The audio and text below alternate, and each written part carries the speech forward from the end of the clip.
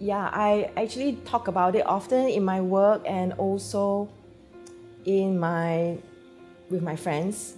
Basically, I have a mother who has stage 4 breast cancer, and this is a relapse. So I feel that not enough people talk about it, and so I decided to join in this campaign. Yeah. My mom first had breast cancer when I was 19, and at that time it was very it was still very new disease. So yeah, not a lot of people knew about it. And actually she went in for a biopsy, and when she woke up, she realized that she had one breast missing because they found out it was cancerous. So it was very traumatic for my mother, and it was very traumatic for us as her daughters. And we were told from a very young age to keep going for screenings. So I had my pap smear, my first pap smear when I was very young. I think at that time, because I was still quite immature for a 19-year-old, I had no boyfriends. I still thought like it was no big deal, like you just lost your breast, so what's the big deal? Be happy you're alive. That's what I hear a lot from other people.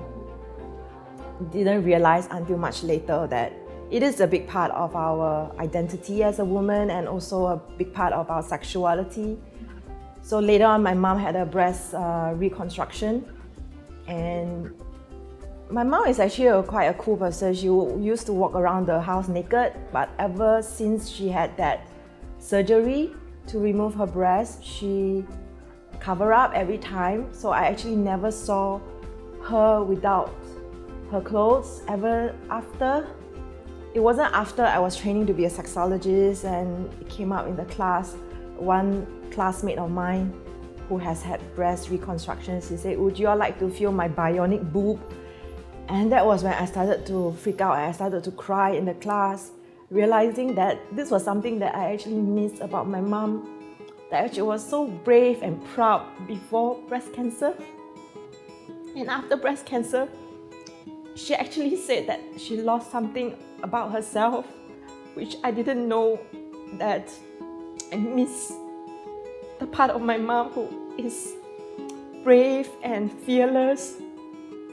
So later on, when I was training to be a sexologist, it came up that she has a relapse and is now stage 4. So in stage 4, basically the cancer spread to her lungs and to her bones, so it's not curable. So my mom went through chemo for a second time, and right now her condition is stable, but if it gets worse, she may need to go for chemo again. So even though me and my mom, we were not very close growing up, now that I'm older, I understand more what she has gone through and how difficult chemo is for her. She doesn't want to go through chemo again. She says that, oh, chemo, you will lose your hair. I'm just happy, I'm just grateful that after all this time and after all that she's gone through, I finally am now much more sensible and I understand what she has gone through, what she has done to fight for her life. And it really makes me appreciate my mom and how strong she is. And because of that, it makes me proud to be a woman and proud to be her daughter.